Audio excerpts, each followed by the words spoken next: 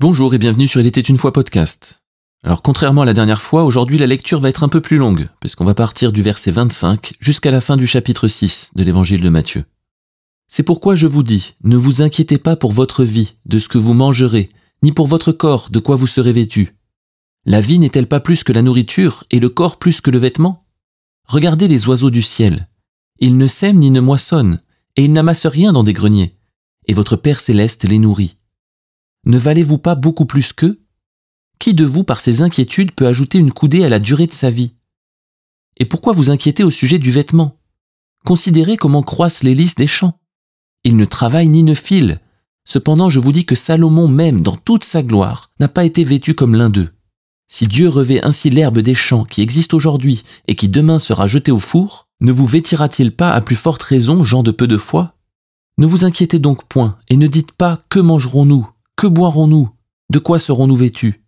Car toutes ces choses, ce sont les païens qui les recherchent. Votre Père céleste sait que vous en avez besoin. Cherchez premièrement le royaume et la justice de Dieu, et toutes ces choses vous seront données par-dessus. Ne vous inquiétez donc pas du lendemain, car le lendemain aura soin de lui-même. À chaque jour suffit sa peine. Dans ce passage, la notion d'inquiétude, d'être inquiet, est présente 5 fois, et à chaque fois avec la même exhortation, « Ne vous inquiétez pas ». Jésus va quand même jusqu'à dire « Le corps n'est-il pas plus que la nourriture ?» Alors d'accord, mais sans la nourriture, le corps est mort. Donc pour Jésus, les choses vitales sont loin d'être l'essentiel. Ça fait méditer. C'est parce que les choses vitales sont des choses terrestres, alors que la vraie vie est céleste. Donc Jésus insiste sur le fait qu'on ne doit pas chercher les choses terrestres, même si elles sont vitales. Mais par contre, on les aura bien parce que Dieu sait qu'on en aura besoin et il pourvoira. Et pour illustrer ça, il prend l'exemple des oiseaux et des fleurs qui ne font absolument rien comme travail, mais ils sont quand même nourris pour les uns et vêtus pour les autres.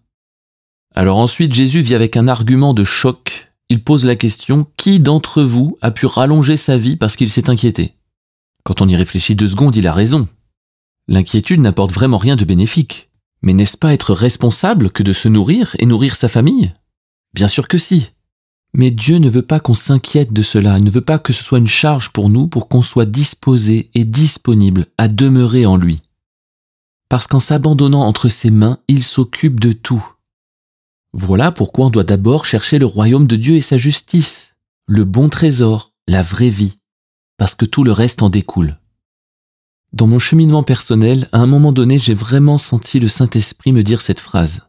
« Occupe-toi de mes affaires, et je m'occuperai des tiennes. » Et depuis ce jour, ça a été ma ligne directrice pour avancer avec lui. Et je dois dire que j'ai jamais été déçu. Dieu ne veut pas que nous soyons juste des serviteurs ou des robots. Il ne veut pas non plus nous donner tout un tas de choses pour que nous soyons autonomes. Non, Dieu désire un partenariat avec nous.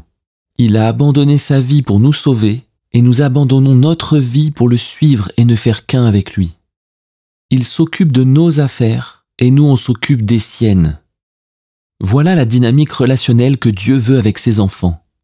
Et c'est dans ce cadre que nous pouvons recevoir notre héritage, toutes les bénédictions célestes. À bientôt sur Il était une fois podcast.